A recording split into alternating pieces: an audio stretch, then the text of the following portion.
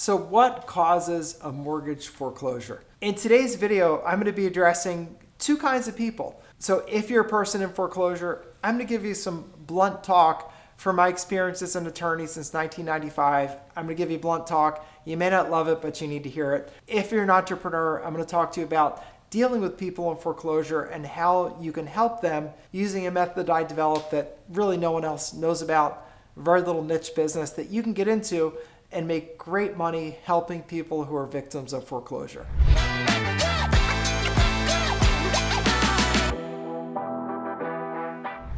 Obviously, what causes a foreclosure is not paying your mortgage.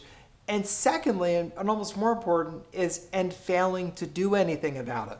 What I see people do in foreclosure over and over again is they don't do what needs to be done. They cling onto the house like it's a life raft, when a house really is the rock that's drowning them in debt. They're drowning in debt and they're hanging onto a rock and you go under. And if you're in mortgage foreclosure, the thing to do is be proactive. And it's very easy to not be proactive because it's depressing, it's distressing, it's upsetting, and it's easier not to think about it. But the earlier you act, the better off you're going to be. Because most houses in America today have equity in them. And why do they have equity? Because houses have gone up in value so much. Over the past 10 years, they've more than doubled. And especially the past 5 years, that's had a huge part of that increase. So if you have a mortgage from 10 or 15 years ago, even if you mortgaged 100% of your home value, you probably have a lot of equity in that house. And the key is, if you are truly in a situation where you can't pay that mortgage, maybe you've had an illness, maybe you've gone through a divorce, maybe you've lost a job.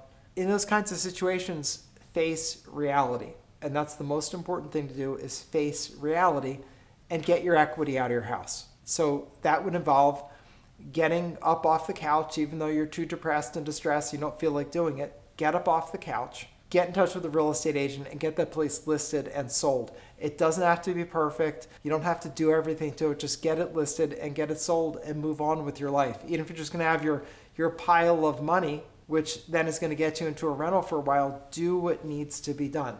Now, if you're on the other side of this and you're a real estate investor, realize that the people you're dealing with in mortgage foreclosure often are too depressed to do anything about it. They'll get legal mail, they don't open it up, they just don't do anything. And so you have to prod them and push them to do anything. And when you're talking to people in foreclosure, because maybe you decided that pre-foreclosure is going to be your method to acquiring houses, you've really got to prod people to do anything and understand you're going to talk to a lot of people before anybody's going to do anything. And the people in foreclosure are typically, pretty depressed and pretty just unable to do anything. And you really have to take the lead with them. And you got to help them, get out of that house and get into something new, because for most of them, they don't want to sell the house, but they have to. And if they don't handle it, then what's going to happen to them is they're going to lose the house at a foreclosure auction, which for you as a real estate investor actually creates a better opportunity than buying at the foreclosure auction. Most people think naturally, I'll talk to people in pre-foreclosure, they'll sell me the house, or I'll go ahead and go to the auction and pick up a house at a bargain price. Those are generally very difficult things to do. The pre-foreclosures, most homeowners are in denial and they're not going to do anything. And they're not going to sell you their house cheaply enough for you actually to make it into a workable business. And at the auctions, generally they're too competitive. And houses these days at auctions are selling for as much as 80 to 85% of retail. And that's not a good enough deal to flip a house. When you're talking about house flipping, you need to buy a house at 60 to 70% of retail minus the fix-up cost. I know that may seem crazy, but those are the numbers. If you do the math, you need to buy it at 60 to 70% of retail minus fix-up cost to build the margin that you need. And why is that? Because there's fix-up costs you won't pick up when you first look at the house. There are cost overruns in every construction project you'll ever be involved in. And it typically is just not as good as it looks when you first walk in. So you need a big margin. And most people don't want to sell that cheaply. Most people want to save their house. So that's not a great customer for you. A better angle to this is do what I do, which is called overages.